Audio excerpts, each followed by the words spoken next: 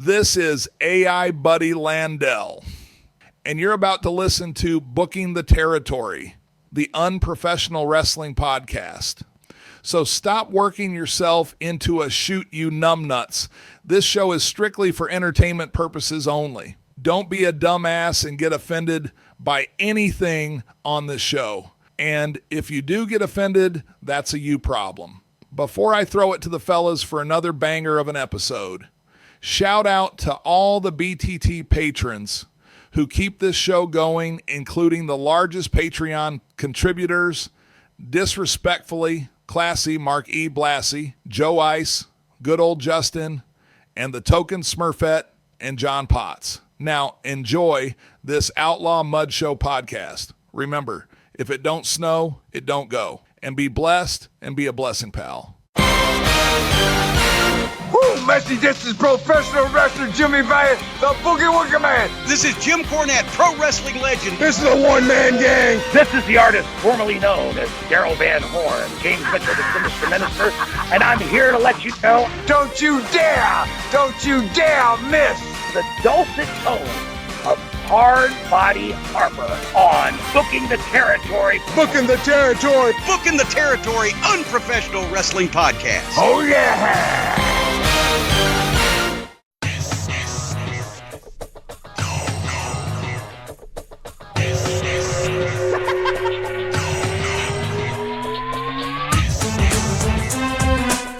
Welcome back, everyone, to this week's episode of Booking the Territory, the unprofessional wrestling podcast, where tonight we are covering WCW Saturday Night on TBS from July the 16th of 1994. It is the go-home show before Bash at the Beach, and we are here to cover it all. If you're listening on YouTube, make sure you take that hype button to Pound Town like you've been doing. It helps the channel tremendously, so please do it. I can't stress that enough. Also, subscribe to the channel, hit the like button on the video, and I see all of y'all out there commenting, so make sure you continue to comment on the YouTube episodes. It helps greatly. I'm sitting here with Harper and not Doc. Let me welcome in the Jimmy Jam Garvin of BTT, Mr. Yeah. Mean Mike Crockett from the Wrestling Podcast About Nothing. Crockett, how you doing? Good. I hear there are no Ethernet cables in the greater Dallas-Fort Worth area. We're not sure he's going to be there for the pay-per-view next week. Is that true? No, we got the Ethernet situation cleared up. The Ethernet. Oh, goodness. Yeah, we got that cleared up. He's got a new Ethernet. I forgot the power went out. No. So his internet went out. Mr. Technology, as I'll call him, because he likes to get on you, Harper, about your lack of technology and wherewithal with it. But Doc is not that much better. Like, he's not. No matter what he says. He can work Teams because he has to use that at work. But other than that, no. So basically the Ethernet cable came out of his computer and he made it act like it just broke everything. So I don't know what happened, but Friday I got him a new Ethernet cable sent to him. He plugged it up, turned on the computer. Everything worked fine. So I don't know. That's all I'll say. He's going to have to find another way to back out of the Bash at the Beach show next week. I tell you, man, everybody thinks Harper's really salty about this whole Bollea situation. Doc is worse. I'm convinced of that. Matter of fact, if you're listening on YouTube, you've been listening to the show now for several weeks and months now as Bollea's in the territory or the promotion. You tell me what you think. Who's saltier about Terry Bollea? Is it Harper or is it Doc? I want to hear it in the comments. But I actually think it's Doc because he won't. Harper lets it go after the show. I don't get text messages from him complaining about it. Doc, yeah, that's true. Doc won't stop talking about it. He's texting me. He's messaging me like, dude, we record this thing called a podcast once a week. Just say it then. You don't have to constantly remind me. He's got me muting him on text because I'm like, I don't want to hear it. Like, I already heard it. That's nice. Damn. So, yeah. I don't know. Harper gets pretty fired up about it. Harper's very salty. I mean, there are times when it's bad. We're going to talk about that tonight. But, yeah. He doesn't even have to watch the shit most of the time. I know.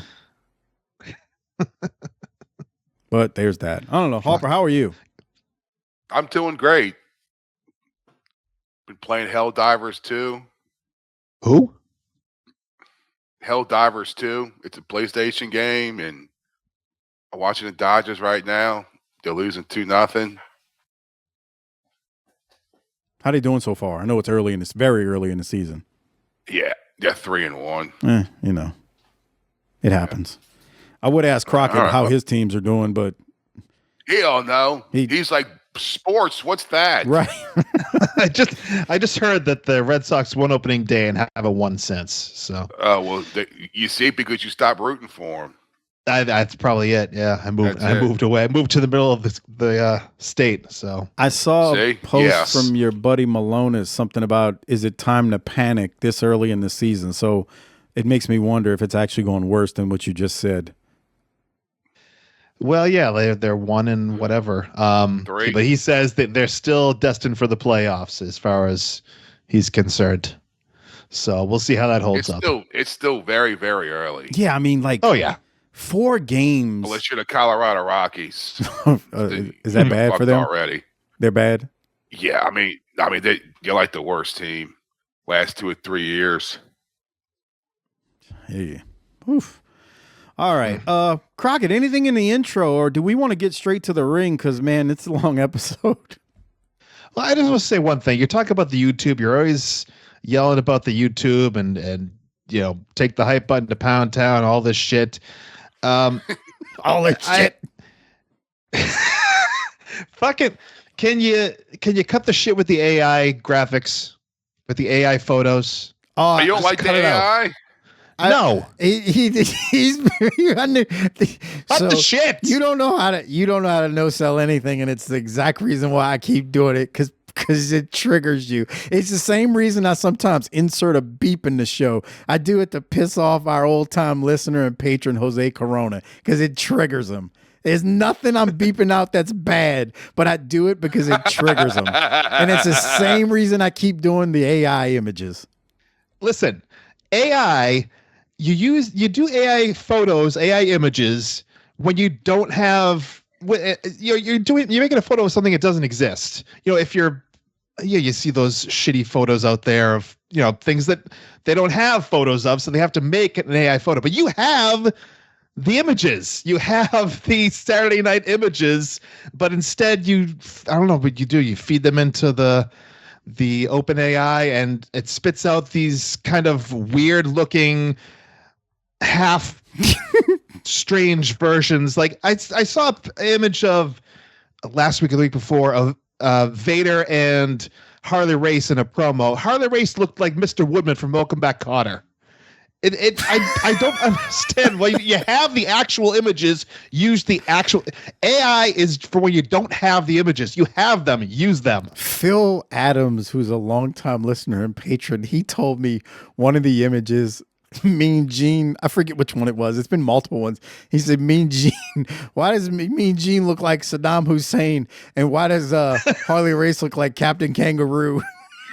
So I don't know. I think it's kind of funny. Like it's weird. You just kind of throw it in and see what it outputs. And sometimes the thing is the images are blurry. So that's causing problems because it's looking at a blurry image that it outputs.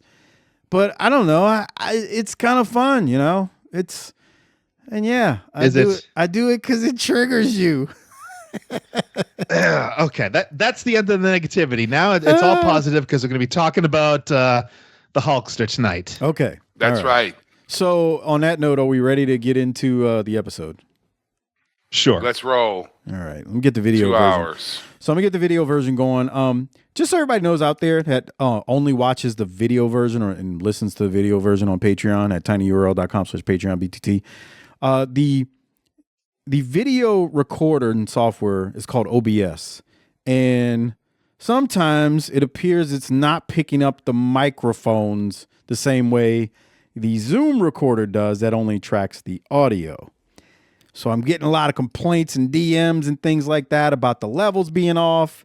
And I'm going to get the sound technician, the audio technician on it sometime after this episode to see if they can fix it because that's beyond my level of expertise. And I'll make sure I put it in my own performance review that we have unsatisfied customers. But that's what's going on with the video version if you're having audio problems hearing me lower or Doc or Harper or Crockett lower. I also know, Crockett, your mic, whenever you're on the show, because you have an actual mic and Harper has a USB headset, that also causes a little, you're deeper. Does that make sense?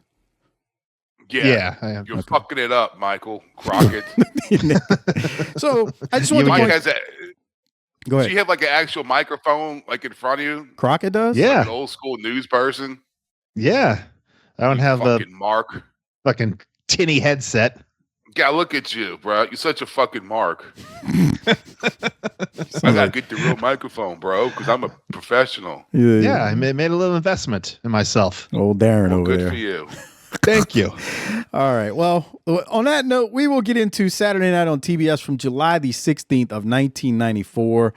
No clue when this one was taped. There are no records online of the exact taping of this thing, so there's that. We go straight to the ring for some action. It is Steve Austin versus Johnny Rich in the opening match. Tony promotes Bash at the Beach, which again is taking place the day after this one on July 17th, 1994.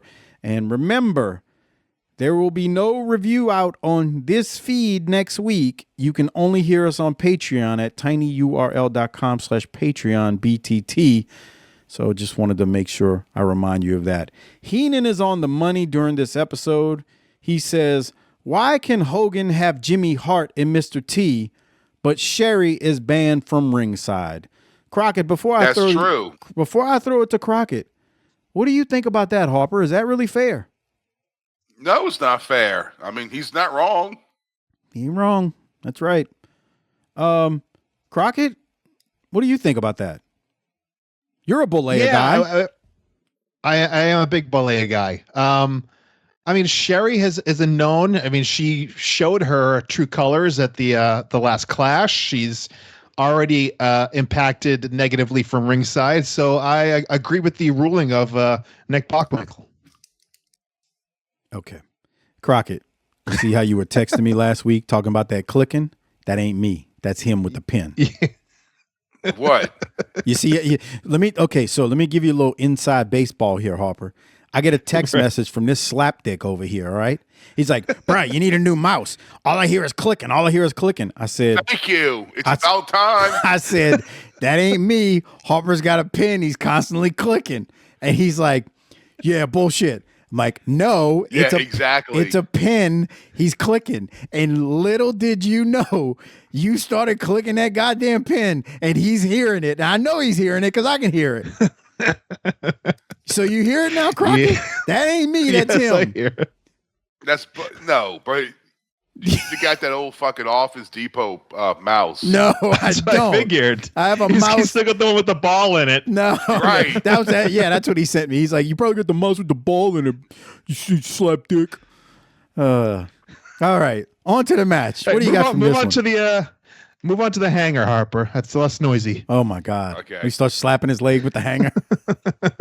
Yeah. Did you hear it? There it is.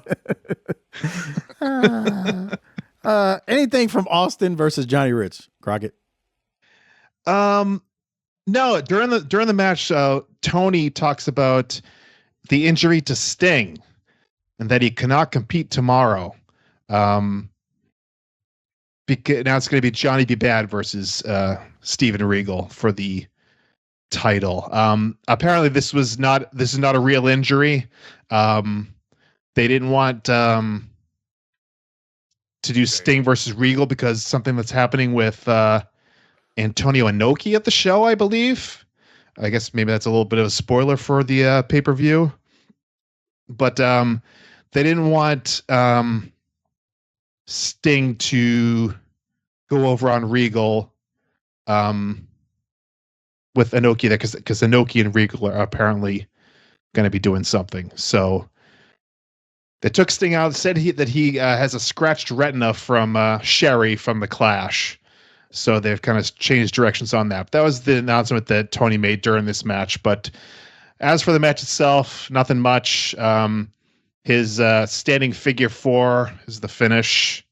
None of these finishers, thank God he finally came up with a stunner, because none of Steve Austin's finishers until the stunner really wow you. I like the stun gun. Yeah, and it's so unpredictable though. It's taken so many ways, and sometimes it looks shitty, sometimes it looks good. The only tried and true is that he ever had was the stunner. But I do agree. Some of these other finishers, you mean you didn't like the $1 Million Dream? No, boy. Not exactly. No. Oh man, I hear you. There he goes. Yeah. Yeah, I don't know. That's just, there's nothing to that. So I'm gonna go to this Austin promo. Now, remember how we would fuss about them pumping in crowd noise? I just want you to pay attention to the background here, because I believe we have a green screen with sound pumped in, which is even worse than them standing in front of an actual set with sound being pumped in. Here's Austin. Yeah. It's not a long one.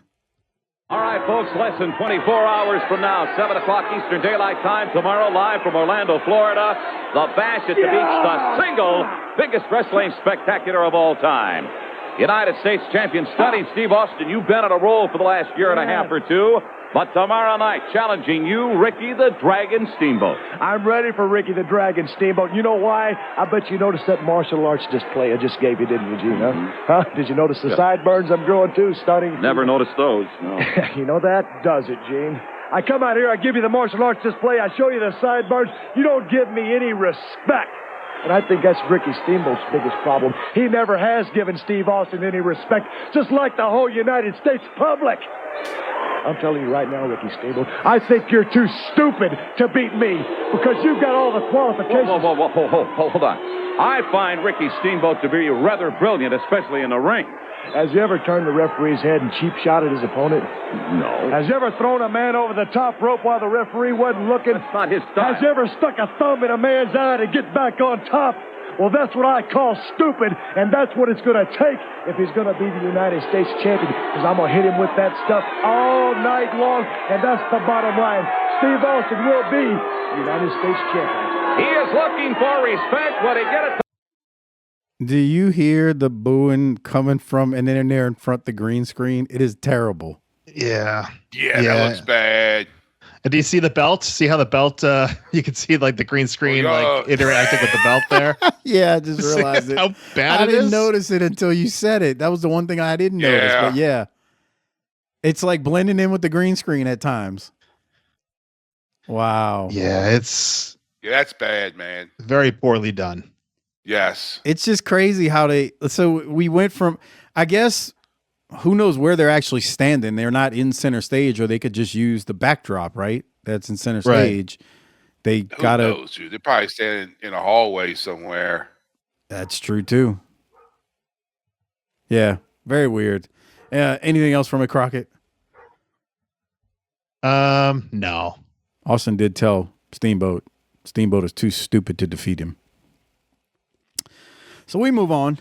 We go to Terry Funk, Bunkhouse Buck versus Barry Houston and Todd Morton. Tony reminds us we are less than 24 hours away from the greatest pay-per-view in history. Oh, that's it. You got a pay-per-view to watch next week, Harper. I just realized that. Bash at the Beach. That's great. I know. When? For next Wednesday. It's Easter Sunday, bro. I ain't watching shit. What's that got to do with me? Because I'm Catholic. You're the Catholic white boy from Metairie, not me. Yeah, that's right. We got Good Friday. then we got Better Saturday. Yeah. And there's the Best Sunday. Then there's Best Sunday. Right. How was your Palm Sunday? He is risen.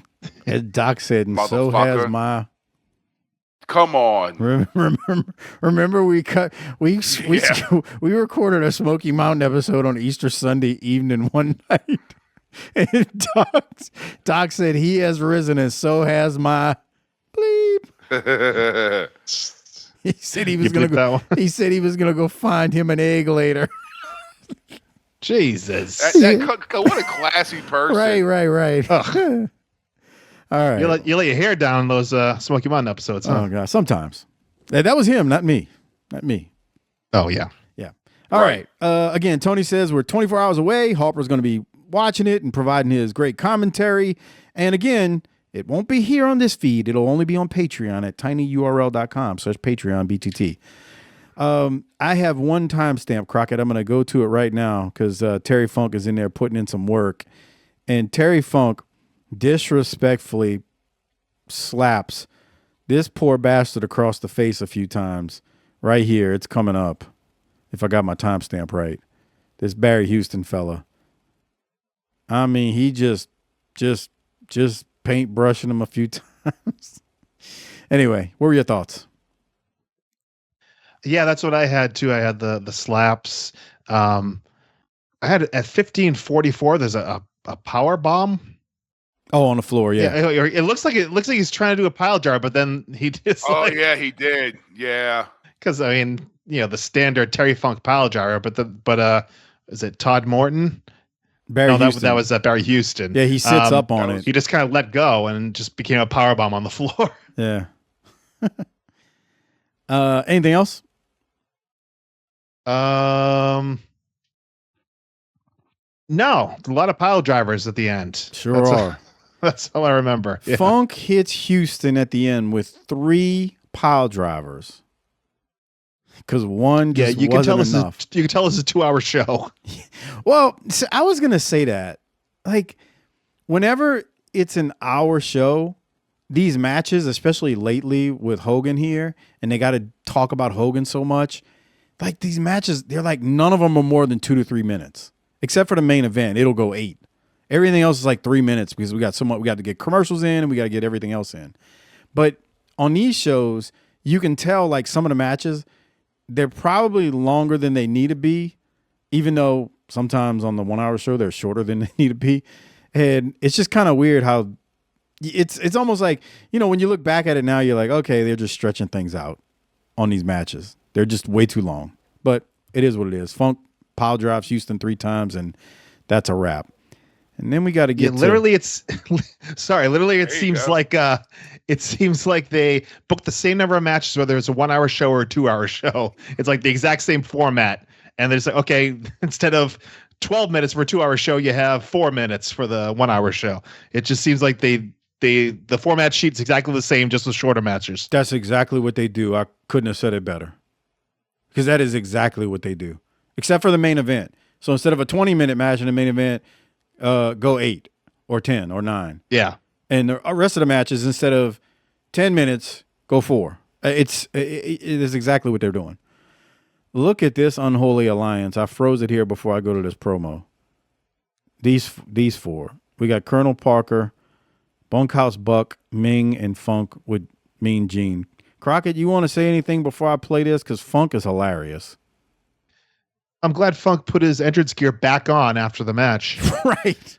Oh, pay attention later. Because Arn is like bone dry and his hair is done perfect after his match. All right. Let's go to their promo. Here it is. Terry Funk is hilarious here, if you ask me. All right, joining me at this time, Meng, Colonel Parker, along with these 2 gentlemen who are going to be facing Dustin Rhodes and Arn Anderson tomorrow at the beach. Bunkhouse Buck and his partner, Terry Funk. Have you taken a good look at your partner, Arn Anderson, Dustin Rhodes? Have you looked at him genetically? Do you realize how his nose is like a pig nose, just like his father's? Have you looked at his eyes and realized that he has possum eyes? Have you looked at that agape mouth and looked at his face and see how much they resemble each other, genetically speaking?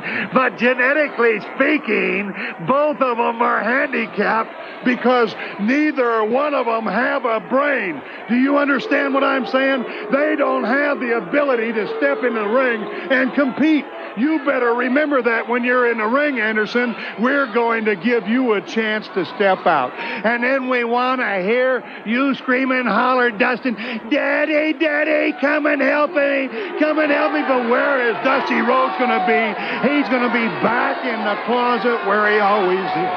Step out of the closet, Dusty. Come out of the closet one time just for us. Bunkhouse Buck. Dustin Rhodes, boy, we only got one thing in common, boy, and that's the fire down below. When we get to the bash at the beach, I'm going to be real nice and make sure you get there first, boy. Satisfaction comes in a chain reaction, and Arn Anderson, you'll go down with him, boy. All right, Colonel. Rose wants it, so tomorrow night he's going to get it. I'm going to guarantee you something, Rose, and you think about it clear, son. I don't care who your partner is, who you bring along. I got a surprise for you, and I'm going to spring it on you Tomorrow night, ladies and gentlemen, the Bash at the Beach live on pay-per-view, and we're back with more here on TBS. I love Terry Funk right there. What did you think, Crockett? Yeah, it's fantastic. Yeah, that was great. He's the pig noses and the yeah, he got a pig nose like his father, and his mouth is like a possum, and then he starts talking, and then I know he wasn't making a gay joke, but he's telling Dusty to come out of the closet. You don't think that wasn't a gay joke? I mean, it wasn't the way he set it up was like almost like he was hiding, like he wasn't going to help Dustin. That's why he was hiding in the closet. But when you listen to it, it's like, no, he's making a gay joke. So I don't know. I'm out in the closet. But what'd you say, Harper? He's like telling him to come out the closet. It's funny. Yeah, it wasn't. Yeah, it's a thinly veiled gay joke. Thank you. Yeah. Parker says Rhodes wants it tomorrow, so he's gonna get it, and he's got a surprise. So I guess we'll have to wait and see what the hell the surprise is. So stay tuned. Harper's gonna see it because he's gonna watch it. Bash at the Beach. Oh next yeah, week. Bash at the Beach. Where's this at? Fuck, where was it? Orlando, right? That's right, because Shaq's there. Yeah. Oh, yeah. Okay, yeah, right. So we got Mean Gene from the Bash at the Beach Control Center, and there are several promos from Hulk Hogan, Shaq, and Jimmy Hart. I didn't have anything noted from this, Crockett, but I did want to ask you if you wanted me to play it. I don't have anything noted from it either. Okay. Shaq needs acting classes.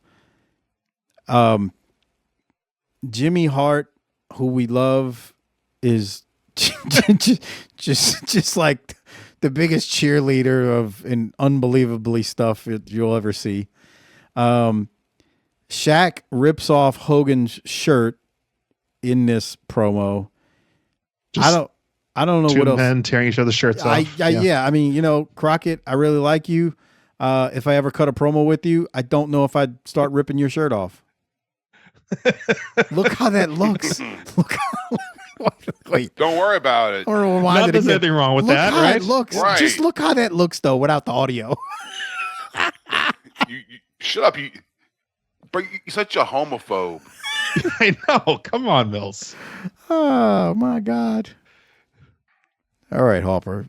As I've told you a million times, a mouth is a mouth, bro. Come on. All right. No other thoughts, Crockett? If not, I'll keep moving. No. All right. They go down the card. Steve Austin versus Steamboat. Pretty Wonderful versus Cactus and Kevin Sullivan. Vader versus Guardian Angel. So much more. Only available on Patreon for you to hear us review it. tinyurl.com/PatreonBTT. All right. I'm moving this right along. Get to the next match. It is Arn Anderson and Dustin Rhodes versus one of my favorite, or two of my favorite enhancement wrestlers of all time. It is Buddy Lee Parker and the Gambler. This was mildly entertaining. It went a long time, again, because we got 2 hours. Any thoughts, Crockett? No, yeah, I just said it's a meat and potatoes match. And that's just a lot of, working the arm, all that kind of stuff. And they, like you said, they went a bit. This is funny because we don't see the Gambler throw his cards like he usually does. He's about to, but they cut away. Yeah, see, he was going in his pocket. But first, Buddy Lee Parker throws his ticket book, and the tickets go flying everywhere. And now we got the gambler who can't get his cards out of his pocket. He was about to throw his cards. Yeah. That was my main note in a crazy way. But it was fine for what it was worth. It goes a long time because, again, we got 2 hours to fill. So like you said, Crockett, we got this, format down to a T. We're just making matches long. So the finish is all 4 guys end up in the ring for a second. Then Arn hits Sergeant Buddy Lee Parker with a spine buster, and Arn pins him, and Arn and Dustin get the win. And that was that. On that note, unless you got something, Crockett, I'm going to go to the promo. No, let's do it. All right, here it is. All right, you've just seen him in action. Double A, Arn Anderson, the natural Dustin Rhodes, tomorrow night. Bunkhouse Buck and Terry Funk. And Colonel Parker says he's got a surprise. Okay, stop. Look at, I forgot to do this. Look at Bone dry. Look at Arn. He is literally bone dry. And his hair, it's perfect. Yeah. It's literally, it's not out of place at all. And he just had a match. He just had a 9-minute match. So just wanted to point that out. Maybe he dried off. Maybe. Right. What did he have? A ShamWow? I mean, what the? Maybe so. Okay. He had a comb in the back of his trunks there. Yeah. Sitting in his ass crack. He just pulled it out when he needed the fucking. Yeah. All right. Here it is. Let's go back to the promo.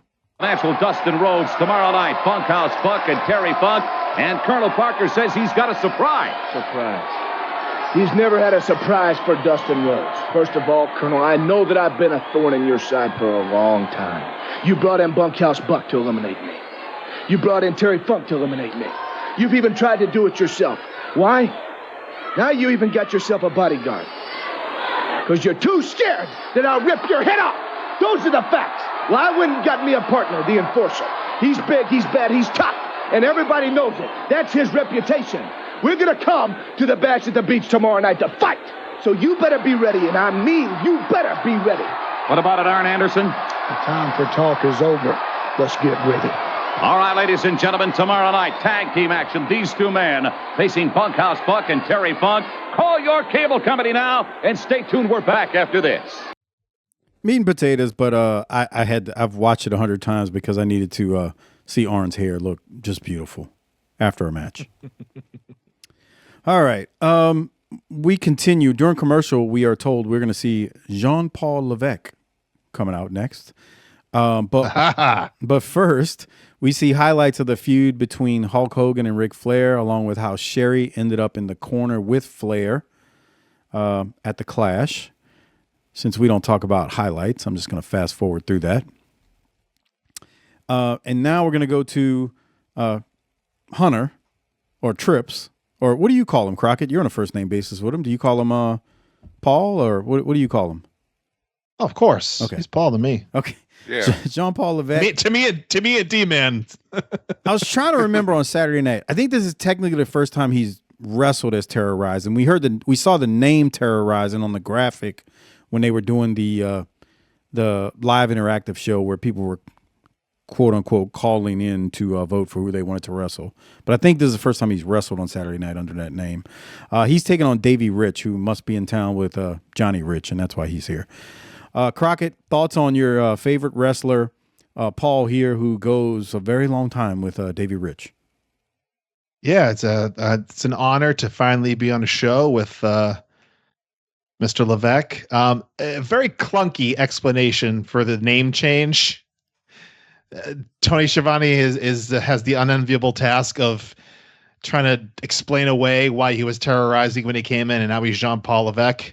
He says that he beat up all the kids in school, and the kids at school would call him terrorizing. That he makes came sense. over. He came over from France as a young child, and when he got here, he was, he had to beat up all the kids to prove his worth. So, yeah, he was That's why he went by that name, because the kids in school called him terrorizing. You see terror? Yeah, terror has been rising. Let's be real. If you were 8 years old back then, you ate that dumb shit up too. Yeah. It's kind of weird. He's lost like 20 pounds since he's been there. He's been there like 3 months, and he's very thin here. Has he lost that much weight? At least 10. He looks very thin. Yeah. Why the hell did I've never seen him this small. Why does he go? Well, yeah. Why does he go get to the big time and lose weight? I mean, I think he's making the minimum, living in Georgia, living in Atlanta, whatnot. Maybe he's just barely making ends meet. Who knows? Yeah. All right. Any other thoughts before we see what Paul does to finish Davey Rich? 53-39. I know. I mean, you a little behind the scenes. You warned Harper before we started about getting into politics, but at 53-39, Bobby Heenan inadvertently brings up a current day politician. Oh no! I don't mind that. I don't mind. And actually, I like when Harper makes some of his jokes because they are funny. All right. You see him? He's clicking the pin over there. That ain't me. You heard that? I thought that was you. No, that's him. He just clicked that pin again. All right. We're gonna go some audio now of Bobby Heenan.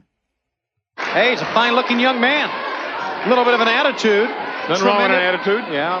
Boy, oh boy, I know you believe that. You don't think Donald Trump has an attitude? Oh yeah, I'll give you $50 for the building. Okay. That's how he does business now. He goes right in there, right for the juggler. The way you have to do business. You've got to lay your cards on the table when you're doing business. You got to look the man in the eye and then have some of your people come in from behind and take him out. Oh yeah, there's always somebody else. It's business. The underhanded go behind type way of the brain. You better be sure that Flair's going to try everything he can tomorrow. That was tremendous, actually. Little did Bobby know, who Bobby is no longer with us, that he was going to be president one day. I mean, Doc's been talking about for weeks how he's a prophet, talking about Hogan. He's continuing to prove that. It is amazing how, not just in this example, but how prophetic. I know Bobby's working, but so much of what he said, even though he was working, ended up being true. It's just so it's amazing to listen to him. Like, because Doc's whole thing is, Hogan doesn't realize he's a heel right now. I'm sorry. I got to be clear here. Crockett still thinks Hogan's a babyface here. Me and Harper thinks he's a heel, but right, Crockett, you still think Terry is the babyface, right? He's American made. Okay. That's right. He's Sing it. American made. He's American made. He's got the red, white, and blue running through his veins. Engine's gonna blow out in 100,000 miles. He was born in the USA. Yeah. Oh He's my American made. He's American made. I know you talked about the beginning of the end is when Honky Tonk comes in. Oh my God. But if you want to talk about cheesy low-grade ripoffs of the original songs, the WCW Honky Tonk theme song is the tops in my book. Really? So yeah, you're gonna have to look out for that when your friend Wayne starts. Old Ferris comes in, huh? Yeah. Dude, Honky Tonk is aggravating. He's got go away heat when he comes in. It's not that WWF. Oh God, this guy gets on my nerves. It's, oh God, I've seen this before. I can't do this. Yeah, see, I don't remember him. Oh, here. you think Hogan triggers you right now? Just wait till Honky comes in. He wasn't there for long though. Yeah, I don't remember him. It didn't feel like a long time. I'm not sure he ever even did like a pay-per-view or anything. Yeah. No, I think he tried to he hold does up Eric Bischoff. No, didn't he do one he pay-per-view? refused to do a job or something. Yeah, I think Johnny B. Bad. Wait, was that? Yeah. Was he supposed to be on Halloween Havoc versus Johnny B. Bad? I don't want to look it up right now. He was supposed to be on one of them, and he held up Eric Bischoff. He says, well, if I'm going to lose to him, then, you got to pay me more or whatever. Because I think he wasn't a contract, employee. He was being paid per Gotcha. gig. Per night. Yeah, that makes sense. Yeah. And Eric Bischoff's like, dude, just fucking go home. Yeah, I was just trying to remember which pay-per-view it was. Starrcade, it looks like. Is Starrcade? Okay, so if you looked it up, was he on Halloween? I thought he was on Halloween Havoc 94. Yes, he was. Okay, so yeah, he's on that one. Yeah. No, that makes sense though, because I remember them building that up. So Starrcade is when they held him up. You know that I believe that story though from Bischoff, because One Man Gang tells the story of how when he was in WCW in 96. He's told the story of like he was on like a per night appearance of like $500 every appearance he made, and they even made him U.S. champion. Like he was U.S. champion. Yeah. I forget who he beat. He wasn't even under contract. You saying 96? Or is it early 90s before that? No. It's like 96 because I think Conan beat him for the title. I think Conan beat him. Beat Gang for the U.S. title. Yeah, so it's like 96. I forget who he beat for the U.S. title at the time, but he's like U.S. champion. I'm like, holy crap. And his whole thing was like, I think he went to Bischoff and was like, hey, you know, you got these guys under contract, and hey, can you put me under contract? And Gang can be a scary dude, but he's actually a pretty nice guy when you just talk to him. And Bischoff was like, no, and that was it. Like he just got rid of him.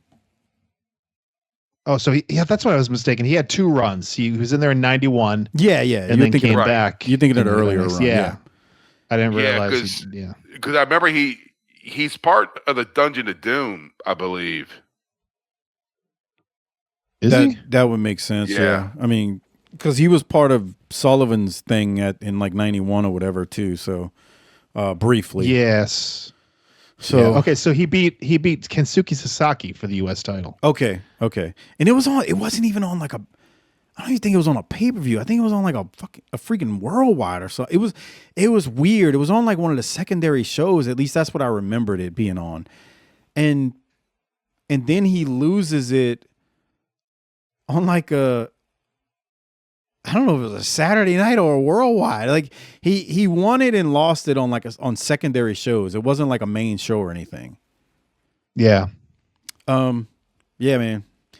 So that I say all that to say it doesn't surprise me when you say how Honky Tonk Man, it basically kind of almost the same thing. He's like, all right, well, I'm done. All right. Well, we go to commercial, come back, and we got more highlights on Hogan, Jesus Lord, because that's all we do these days.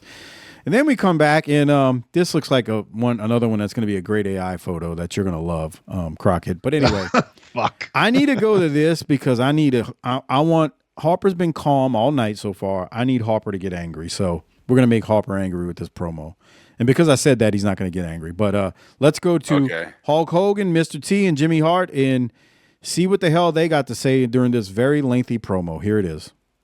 All right, you've just seen the warm-up for the Bash at the Beach tomorrow night when this man, the incomparable Hulk Hogan, meets WCW heavyweight champ, the Nature Boy Ric Flair.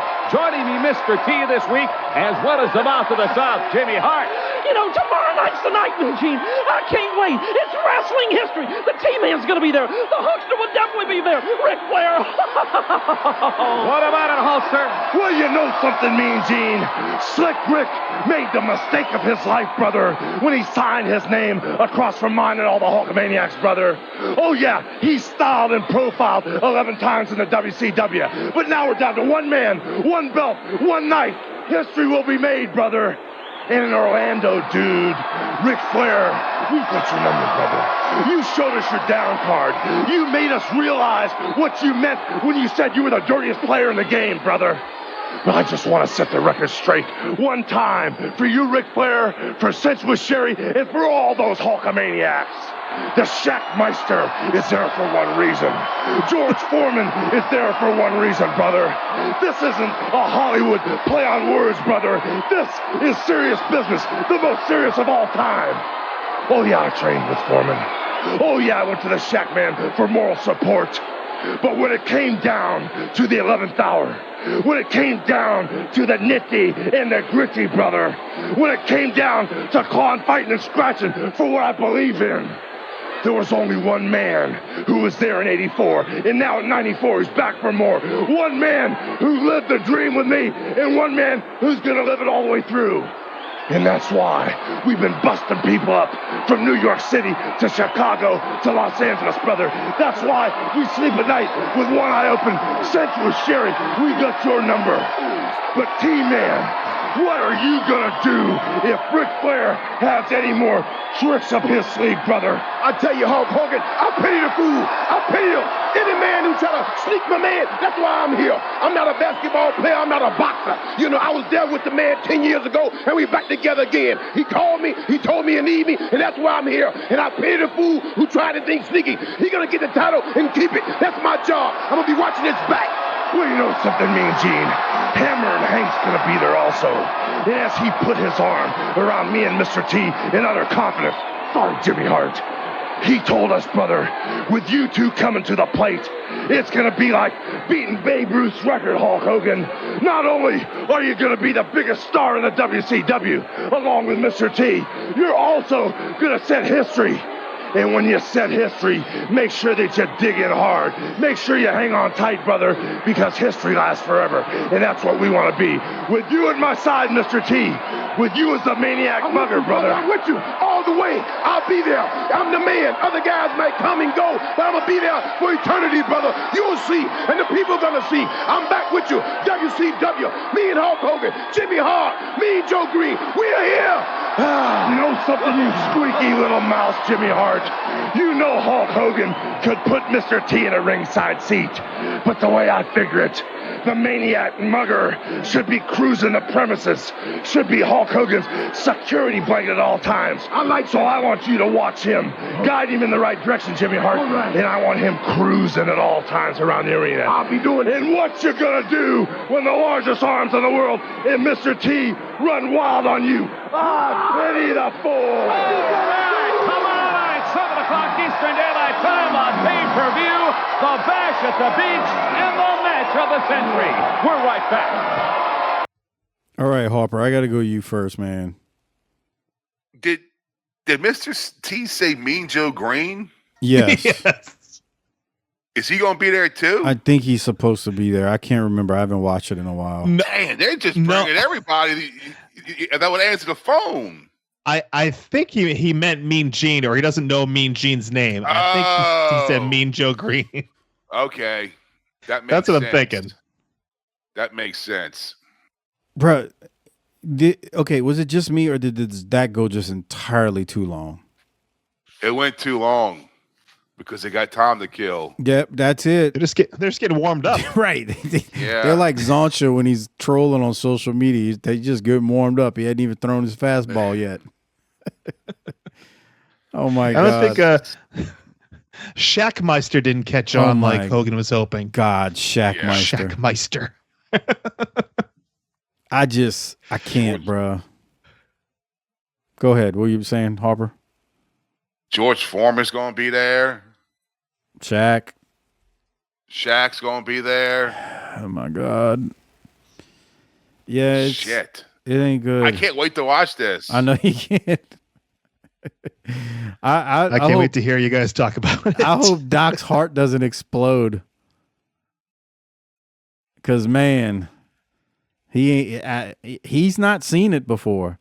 And Flair is his favorite wrestler of all time, and Hogan is his least favorite. So it's a clash of, for him. This, if there's ever a time to become a patron of Booking the Territory, it's now, because this pay-per-view could be the last time we hear Mike, Doc, and Harper together. Could be. You never know. I don't know. Doc loves doing this too much. It's his me time. He just doesn't say it like you.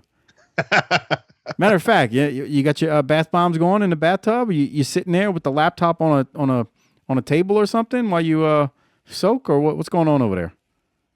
Right now, I just got I have this little thing that massages the feet.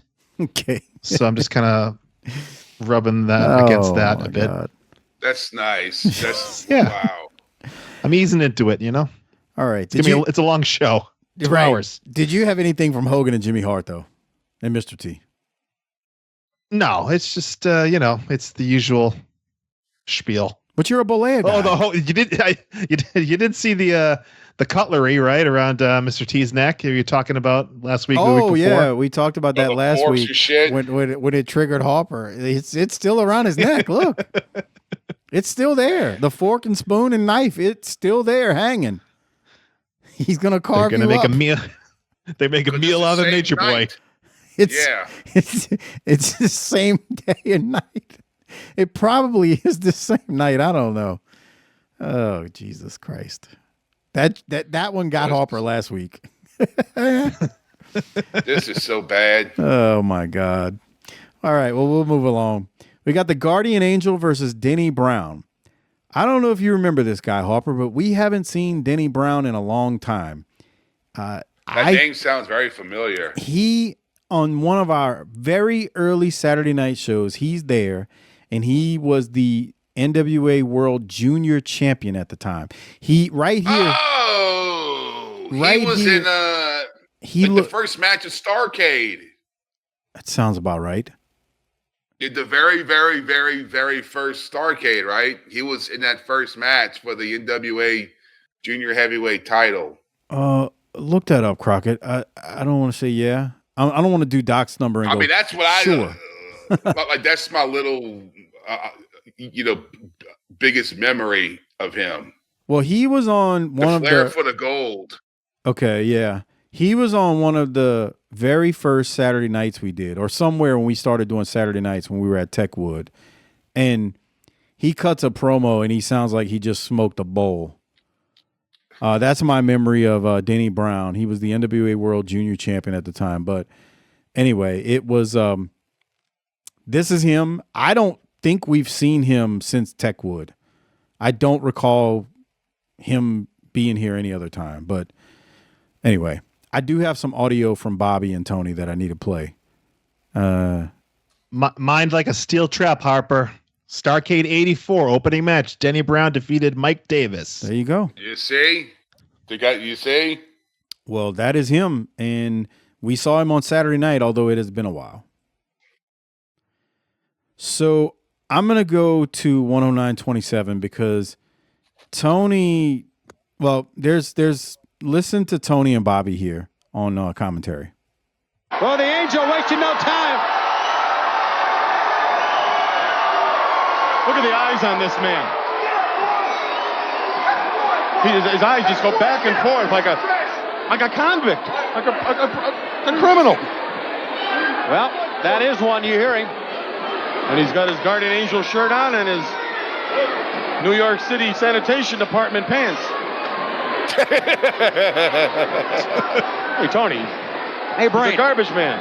No, he's not. So he cleans up on the weekend. He's the man who stands for law and order and justice, not only on the streets, but in World Championship Wrestling. Well, maybe he should get himself a white horse, a mask, and hang with an engine.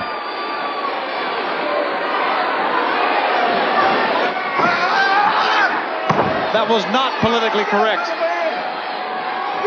I didn't mean an Indian. I meant an engine, as in fire. Denny Brown complaining to Randy Anderson, the referee, Guardian Angel, and Vader. Well, Tony just completely said, I'm not responding to this. Bobby's going off. He's like, he's got his New York City sanitation pants on. Oh, man. I don't know. It was entertaining. Any thoughts, Crockett? Yeah. I don't know what else could be said about what everyone associated with the show thinks about the Guardian Angel. It's not Ray Trailer's finest hour. No, man. Dude, this match is going way too long, dude. It was all of them. And it's one of the quickest ones. Yeah, that was the other thing. Good. It's a quick one, and compared to some of the other ones, and it's, I don't know. It's just weird, man. It's, I know I sound like a broken record, but just call him Big Bubba. Like, this is stupid. Because then, okay, he's going to win. He's going to hit the Bubba Slam here. So he wins, and then he's going to cut a promo. I'm not going to play it. it's a decent promo, but it's literally Boss Man talking. The hell is that? What? Oh, it's just weird. Your Harper's audio went crazy. No, but it's just weird. Like, it's literally Boss Man talking. I don't know. I'm not playing it, Crockett. What did you think? Well, done I good. like before they go to the promo in the ring, he calls Vader. He says he's calling out Vader. He says, "Where are you, you fat pig?" It's classy. Real classy, right? Oh, Jesus. Oh, that's what I got out of this segment. Yeah, it's ain't much else to say, really. All right. Well, we will continue. We go to commercial, come back. Boss Man won, obviously. The promo, he's Guardian Angel, but he's talking about Law and Order, and it's Boss Man cutting a promo, except he's the Guardian Angel. You know, we've Except seen like this. a backyarder. Yeah. Tony, Bobby, and Mean Gene throw the highlights of Ric Flair versus Sting from last week's show when they were in the main event. Bobby Heenan is still outraged and thinks that it is straight up bullcrap how Flair had to wrestle and how all that went down. Did you have any thoughts on the bickering of these three here?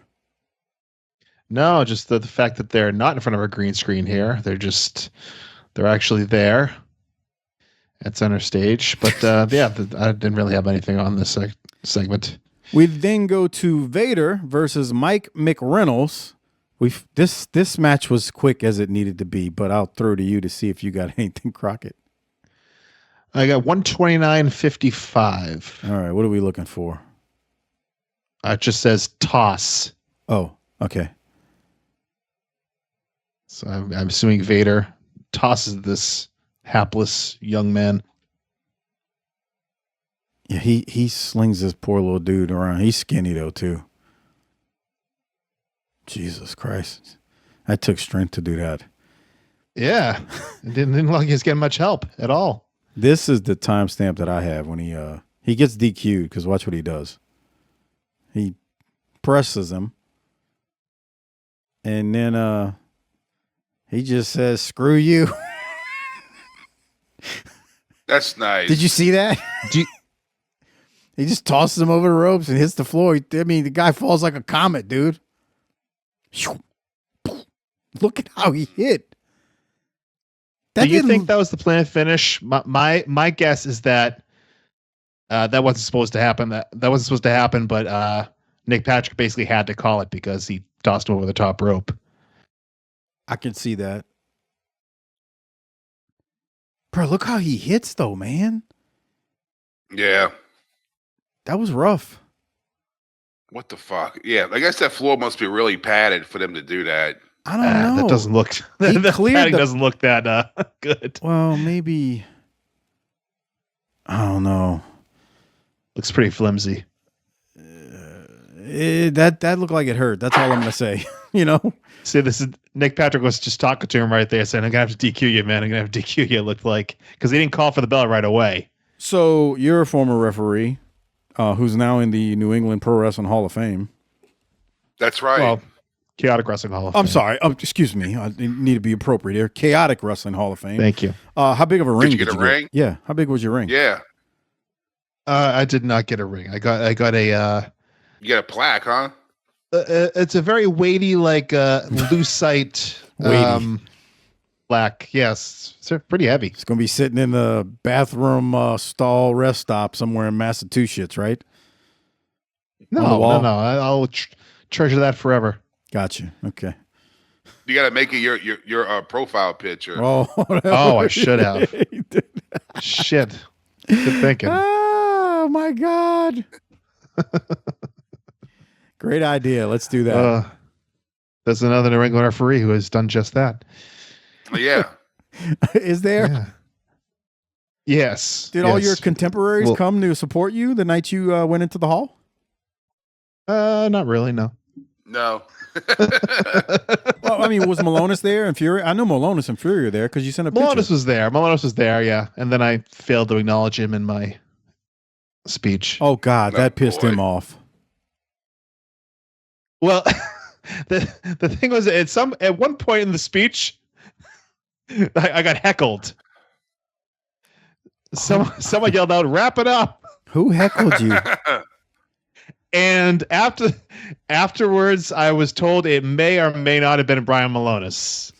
I have to confront on a future podcast when I finally get together with this man. I will confront him with that question if it was indeed him that heckled me during my own speech and my crowning achievement and my finest hour. He tried to take me down a peg. That's phenomenal. Typical's right. I don't know. I don't know if that's actually true. Oh man, good stuff. I don't know. All right. Well, let's get back on track. I'm disappointed you didn't get a ring. Damn. I mean, even my daughter got a ring this weekend. They won they had nationals competitions this weekend, and I gotta send you a picture of this thing, Harper. This sucker is heavy as hell. You got to see this ring they gave them. It's freaking badass. I was like, they gave them, or you had to pay for it? No, Yeah. I mean, no, the school, I mean, the school obviously has to pay a fee to compete, but this ring, this is how it looks on my finger. So you can imagine hers. Oh shit, I just sent that to Crockett. I thought that was both of y'all. That's nice. I know what my phone is. That's what hit the floor. Yeah.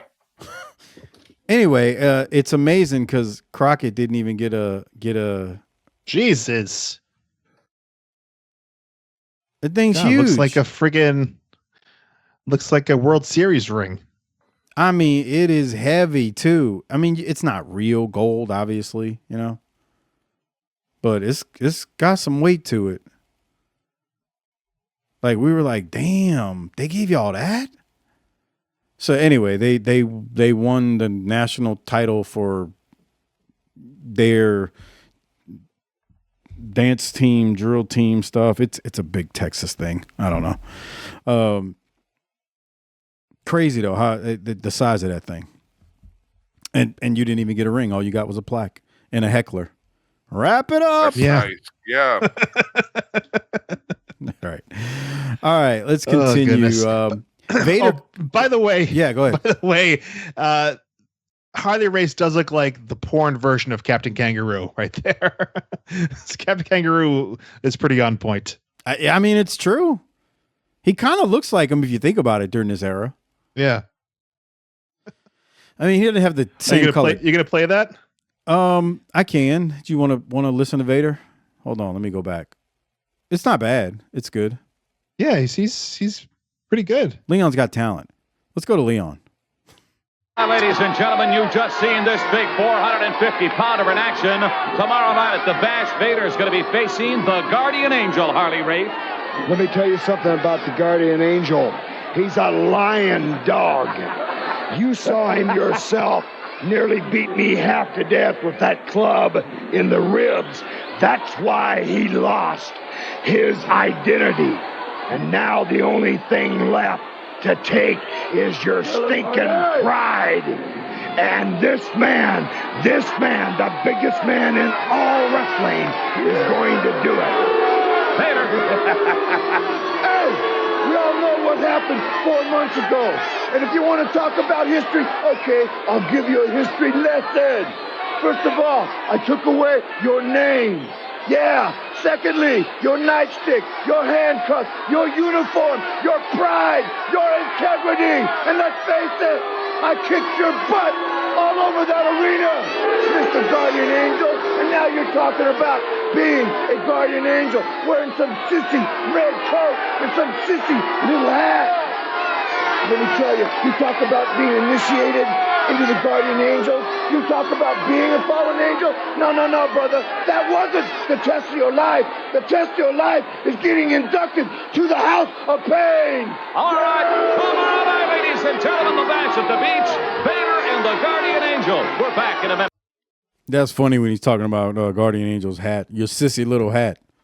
That's the only thing I had written down. That was good, bro. He's talking about the hat.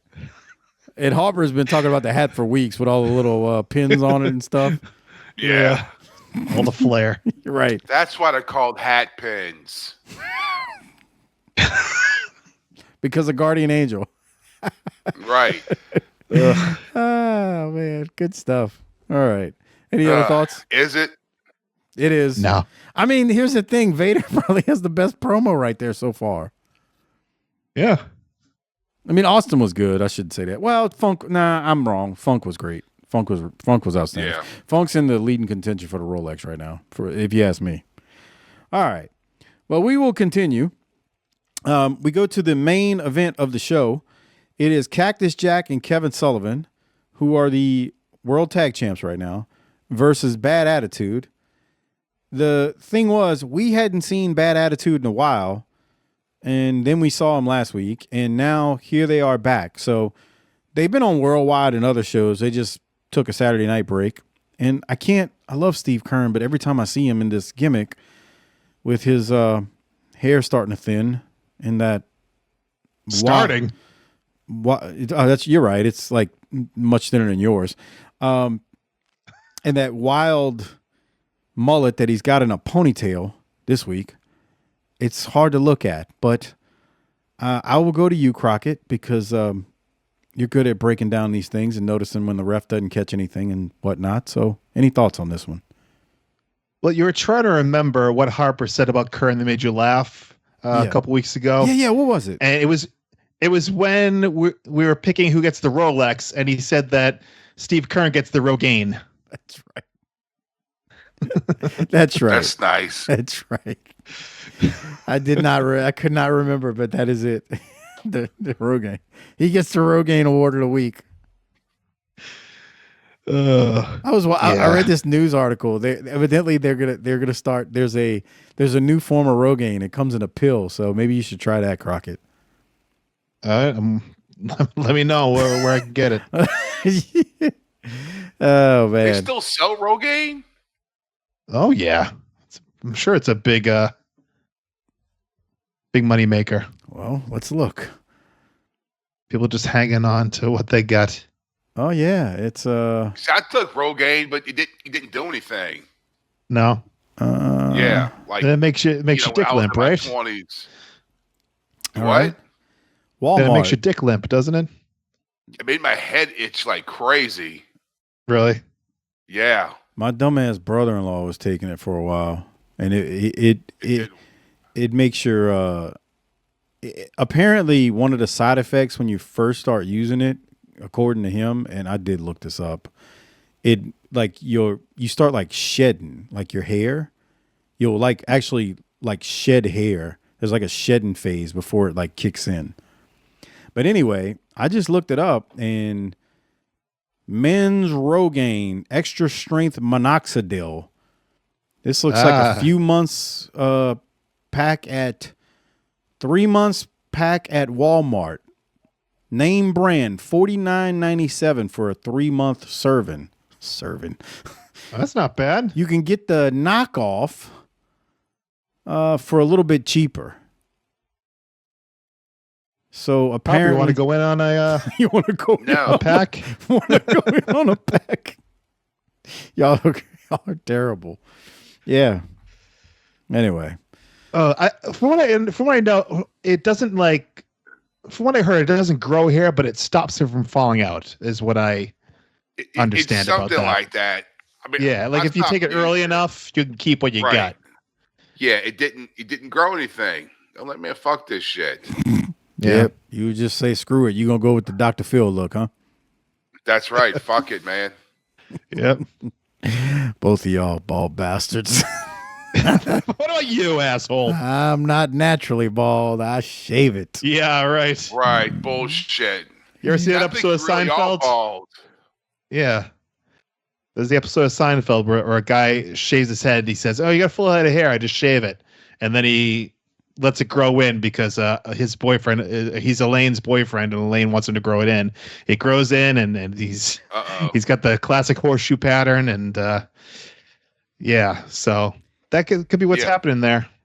Yeah, Mike, you never know. The graphic description here, but you rubbed my head at X-Rated last year, and it was You very forced me to rub stubbly. your head. It was very uncomfortable. No, you grabbed my hand. You took your hand. You grabbed my and started you grabbed my wrist massaging and put my it on your head. head.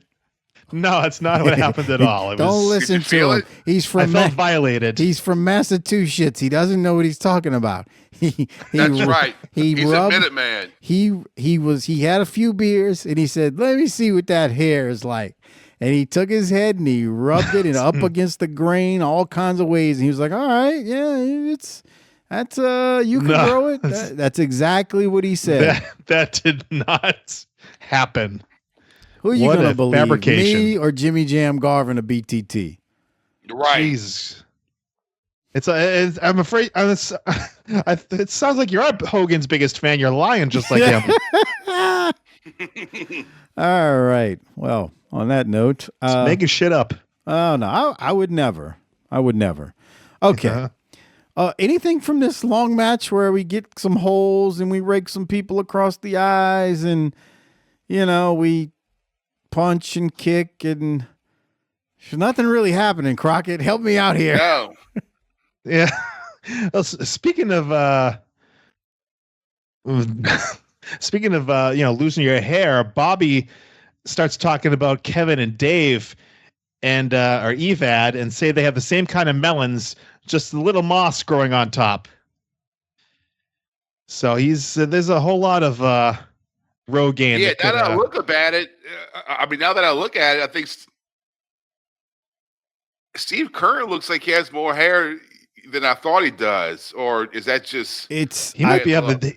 I think he might have used the GLH also, I think. Yeah, he pretty might have been using the spray. No, I think... So you can really see Kevin is really thinning on top. Right. Kevin Sullivan's really thinning on top here. And Dave / Evad is thinning as well. But I think what happened with Kern is it looks like he's kind of let it grow and it's really brushed to the front big time. It's like a comb over. Yeah, almost. And I actually think the ponytail almost kind of... See, you can see it's thin on top right there. Yeah, I saw it, yeah. But the ponytail bleaching helps too. Bleaching is a good a camouflage also. Is that what you do? No, but I'm aware of that method. Okay. See, you can tell it's thin right there. It's yeah. Oh yeah. But Kern, guys just didn't shave their heads back then when they were going bald. They just kind of like wanted to stick it out, I guess. It's very strange. Yep. All right. I have this here, this timestamp. Oh, what you got? Right here? For Cactus going off the apron. Did not look good. Did not sound good. He came down hard in his knee. He starts selling it. Yeah, Cactus did the old elbow off the apron and splatted. Lance tells stories about when he would go to the sportatorium when Cactus was like, getting started, and you'd see him do that and he hit that wooden floor. You'd hear it because that wood, just when you hit it and land on it, bone to wood, the sound it would make. It's crazy. Yeah. It sounds like he's laid it on a basketball court. Almost, yeah. He should be in a wheelchair. He's not walking very well, but he lost a shitload could be a lot of weight. worse. Yeah, that helps too. Yeah, take the weight off your knees and shit. But fuck. Yeah, he did a lot of shit to his body. It's amazing he doesn't have more hip and knee problems. Considering. Oh, here comes the broad. What do you think, Harper? Hold on. I'm gonna go back. Since y'all love talking about wrestling. Hold on. All right, Harper. She's definitely of age. Oh yeah, she's of age. Oh yeah. That your type or no? That's not a coyote, nah. Oh yeah, dude, she looks good. But she's not cute. But she's not like a one coyote. of those like country singer type chicks. Oh, okay. What does she drive?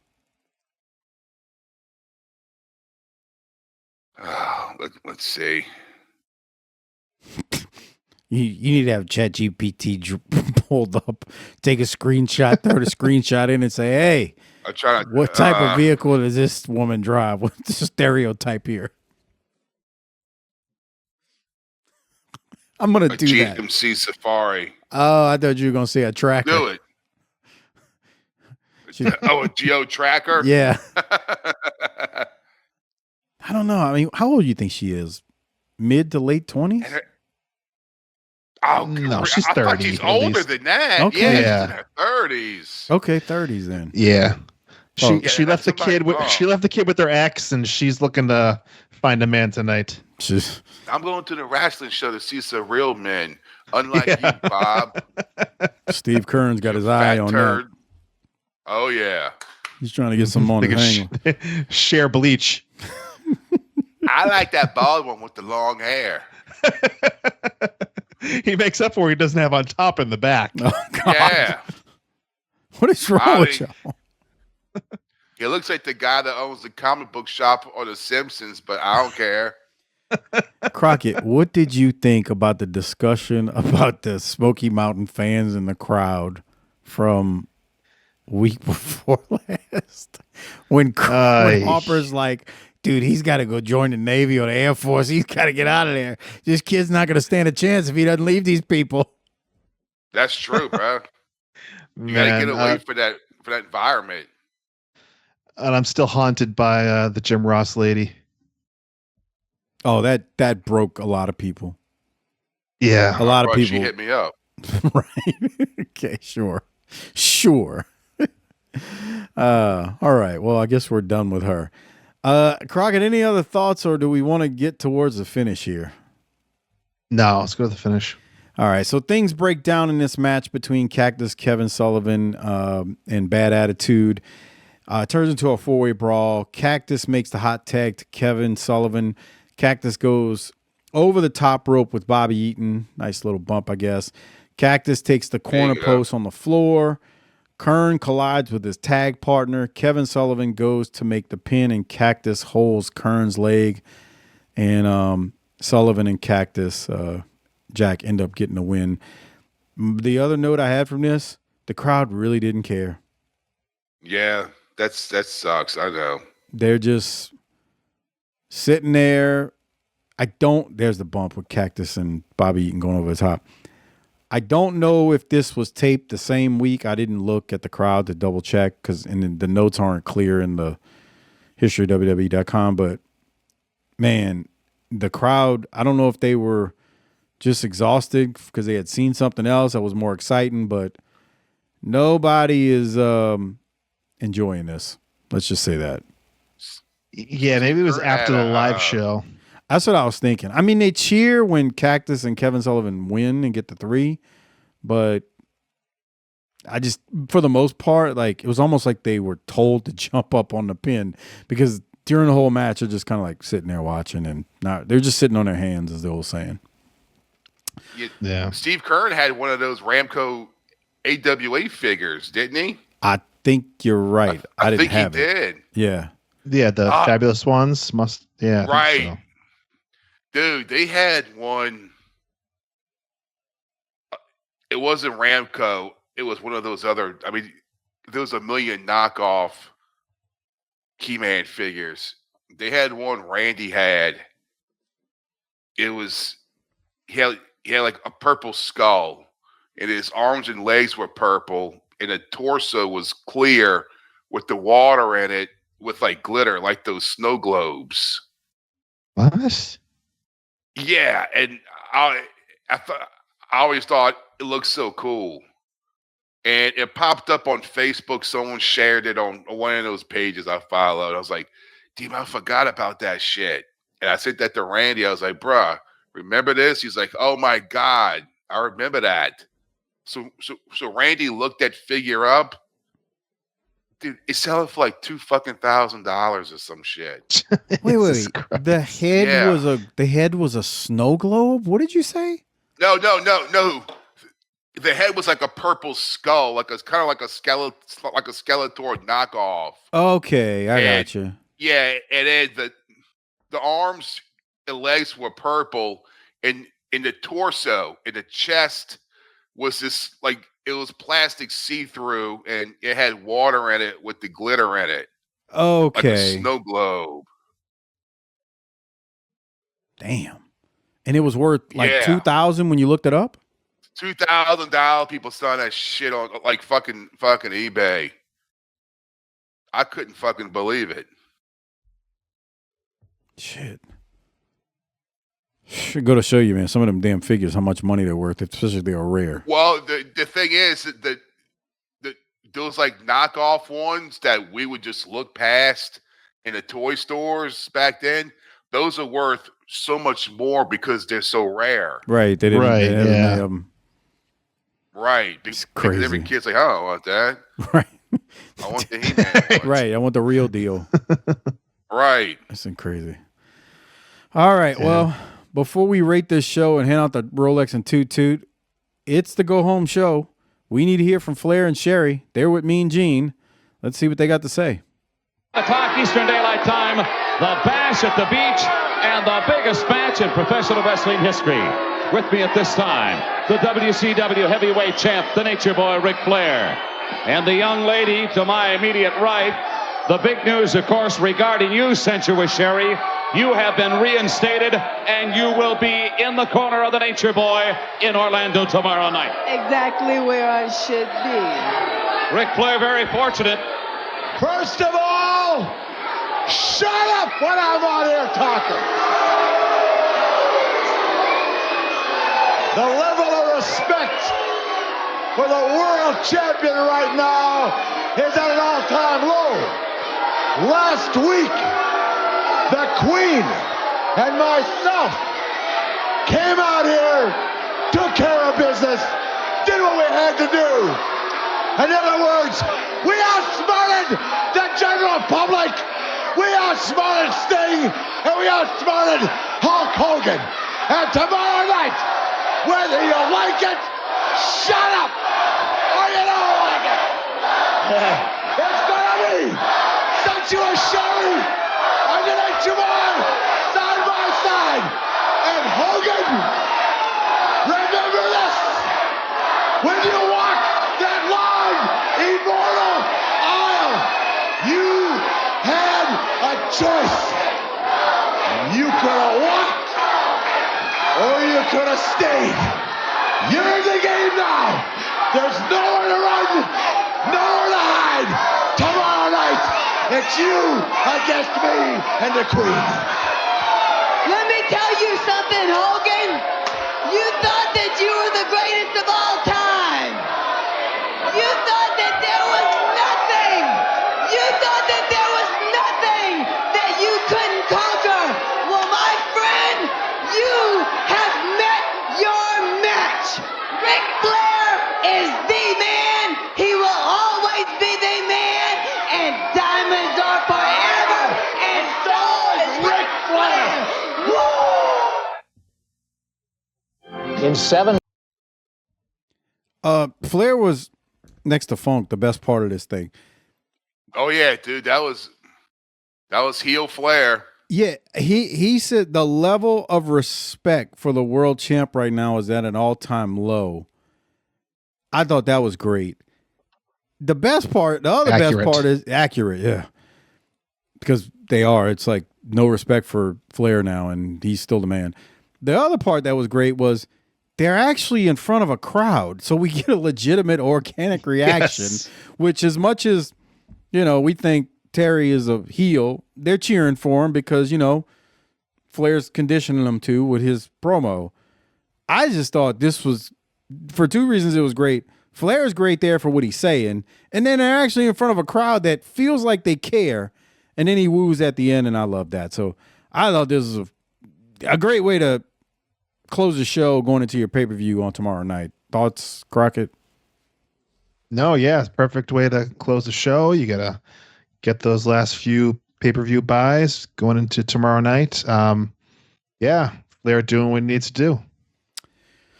Harper, any thoughts from you before we rate it? Great, Mike. He's in a good mood. All right. Well, let's rate it. Hand out the Toot Toot and the Rolex and all that good stuff. Before we do it, remember, no show on this feed next week. The only way you can hear us is by going to tinyurl.com/PatreonBTT, where we will be reviewing Bollea versus Flair in the main event of Bash at the Beach, 1994. TinyURL. What? What's that? Go ahead. the series finale of Booking the Territory. No. tinyurl.com/Patreon BTT is the only place you can hear us review it. It's going to be a doozy. It's going to be a banger. One way or another, we'll have fun. Will Doc's heart explode? Will Harper make it? Find out at tinyurl.com/Patreon BTT. Not only will you get that pay-per-view review, you'll get all of them dating back to 1985 that we've done in WCW. You'll get all of the Clash of the Champions that we've done thus far, which is through 27 of them now. So we have made a dent in that, and we're going to keep going. tinyurl.com/Patreon BTT, along with the JV Goon Squad shows and the World Class shows as well. All right. I know what you're going to do, Crockett. You're going to hand it to Harper to rate it. So, Harper, why don't you rate this one? I'll give it to Terry Funk. No. Rate it first before the Rolex. Dude. A fucking C, maybe, you know? Really? I mean, what do you want me to give it? I mean, Flair was good. I mean, Austin wasn't bad. Vader's good. Yeah, okay. I'll give it a solid B. There you go. Appreciate it. All right. That leaves you, Crockett. I see after I strong-armed him into a better rating. Bullied him to a better grade. Let me see. 2-hour show. That's a demerit right there. You got the Guardian Angel that takes it down a peg. John Paul Levesque, that brings it right back up. So it cancels each other out. Let's say the promos kind of saved it. You're right. And you know, in this era of WCW, you got to appreciate it when you get it. So I'll go with Harper B. Yeah. They're pushing up a hill, like the Flair promo and the Vader promo, and you know, Austin was fine and Funk was good. Like they're pushing up a hill. Like they're trying to push a boulder up a hill when they got to deal with Hulk's 4-minute promo that was just boring. So I'm going B+ only because of them. I mean, they're doing what they need to do to get this over. And that's the best way I can say it without insulting your favorite wrestler of all time, Bollea, Crockett. So, all right. On that note, and we've rated it, we need to hand out the Rolex or the Toot Toot. Harper, who I think you had said who you're giving it to, but say it again. Who are you giving your Rolex and Toot Toot to this week? Terry Funk. Okay, let's make sure. Okay, Oh, Terry God. Funk. Okay. Oh, I threw y'all off. Terry, I'm like, a Bollea? What are we doing here? You go to high school with him? Okay. All right. Good stuff. So that leaves you, Crockett. Who gets from you?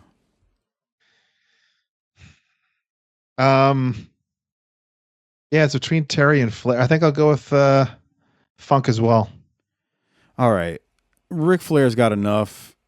I think actually he probably deserves it, but I got to go Terry Funk in this one example.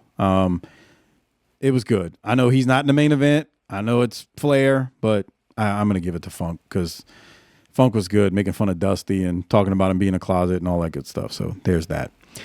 All right, Crockett. Well, that just about wraps up the show. But before we get out of here, I need to ask you, what's going on in your world? Are we back to doing the wrestling podcast about nothing? Well, you know, I've put out feelers and haven't heard back yet. So that's nice. Did you tell talk Hall of Famer? I know. That's what I'm trying to say. I mean, I have to talk about my illustrious knight and question him on the rude interruption. So, I mean, I want to do it. I haven't heard back.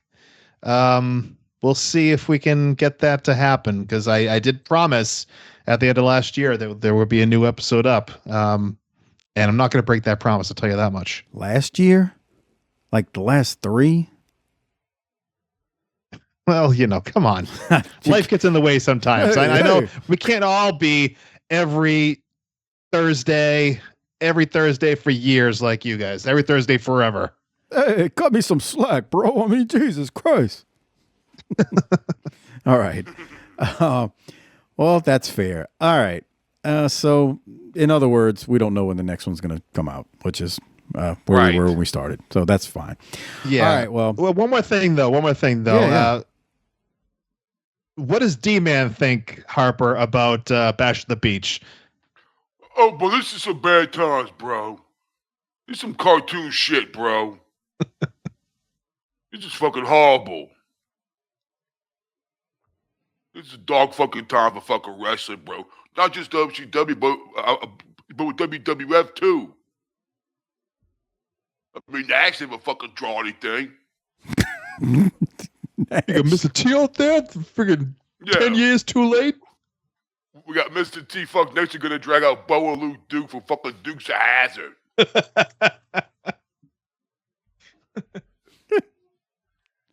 Okay, Yeah. Bill Carter showing up next. Yeah. Yeah, but D-Man, I mean, we got Flair and Sherri. I mean, you know, they're a good combo. I mean, I don't care, brother. We got Mr. T out there. So what are you gonna bring back? Like fucking Welcome Back Carter's gonna come out? I mean, but Fucking nose with the rubber hose. but D-Man, I mean, Shaq's gonna be at the pay-per-view. I mean, he's a current figure in 1994. Bro, he's just a mark, bro. And the thing is, he was a kid back then, so he didn't know any better. Right, D-Man, as you're questioning your existence, throwing up Mountain Dew every day. Got it. All right. All right, Crockett, anything else? Nah, man. One more reminder. No show on this feed next week. The only way to hear us is on Patreon at tinyurl.com/PatreonBTT. All the patrons out there, thank you for your support. It is greatly appreciated, and you and only you will get that show next week. Crockett, thanks again for joining us. It is always appreciative. I love having you on the show. I have an extra show idea that I want to run by you at some point. Since you like to always message me on things that we or I miss, I was like, Crockett needs to have his own show where he just covers the stuff that we miss and get wrong. Maybe that's true. Yeah. Once a month. Yeah. Just clean everything up. Be the cleanup man, so to say. Like the DVD extras? Yeah, there you go. That's perfect. You're the director's cut. Yeah. The director's commentary. It's an idea. Who knows if it'll happen? I don't know. We'll see. On that note, Harper, why don't you get us out of here and hit that tagline? Book it, bitch. All right, listen up. You bunch of microphone-hugging stooges. Yeah, I'm talking to you. Crockett, Harper, and Mike. First off, Crockett, I got to address this nonsense you call me time. Me time? What in the hell is that?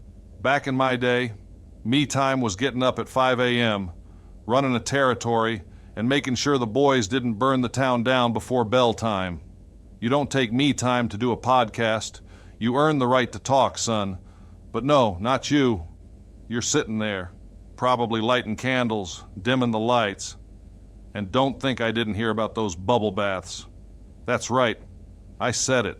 Crockett's sitting in a tub, surrounded by bath bombs like he's some kind of spa influencer instead of a wrestling podcast host. What's next? Gonna review matches with a face mask on and cucumber slices over your eyes? Good Lord. I ran Mid-South Wrestling and you're running a bath. Harper, don't think you're getting off easy either. Half the time you sound like you just rolled out of bed, mad at the world, probably mad at Crockett for using up all the bath bombs. And Mike, you ought to know better than to let this circus keep going. You're sitting there trying to steer the ship while these two stooges are drilling holes in the hull. Mills, you're so stupid you couldn't pour piss out of a boot if the instructions were written on the bottom. Goddamn stooges, all of you. But I'll tell you what, as much as I can't stand the three of you, as much as you drive me absolutely crazy, the people out there love this nonsense. And if they've got any sense at all, they'll go support it. So listen up, everybody. If you want to hear more of these three stooges embarrass themselves, and more importantly, if you want to hear that Bash at the Beach pay-per-view review, because there ain't going to be a show on the regular feed next week. There's only one place to get it.